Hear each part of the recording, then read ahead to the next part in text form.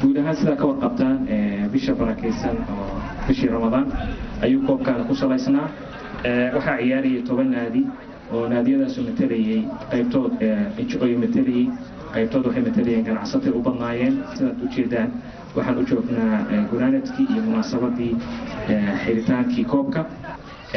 sanad kasta koobkan oo kale uu qabsoomaa secondariyada sidoo kale koobab kala duwan oo loo qabto jaamacadaha taasoo ay tahay hadafkeedu dhiirigelin ay ugu noqoto waxyaalaha contributionskan kala duwan hambalyo aan u diro kooxda ka oo ku guuleysatay koobka iyo waliba kooxda gashay qaybta labaad faa'iidada uu leeyahay sportigu ma aha wax la soo koobi karo marka sportiga aynu leenahay waa jidhkii qofka ibni aadanka oo caafimaad qaba inaan caawalka inla joogno wasiirada oo dhan farxad bay noo tahay iyo inaan muujino muhiimadda sportigu uu leeyahay dowladda Puntland iyo dhiirigelintiisa oo madaxweyne noogu horeeyay aan ku soo xirayno tartankii ama liigii u socday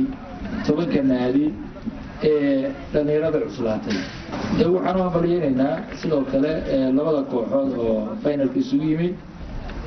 labadoodaba hambalyo ayaan leenahay Cabdiraxmaan Abdulsaaq Aadan aniga ku hadlay magaca ka electric waxaan aad ugu faraxsanahay koobkan inaan qaaday 100% waxaan si la mid ah u hambalyeynaa naadiga kaalinta labaad soo galay oo aad iyo aad muujiyay Brownie macaan iyo Brownie qurux badan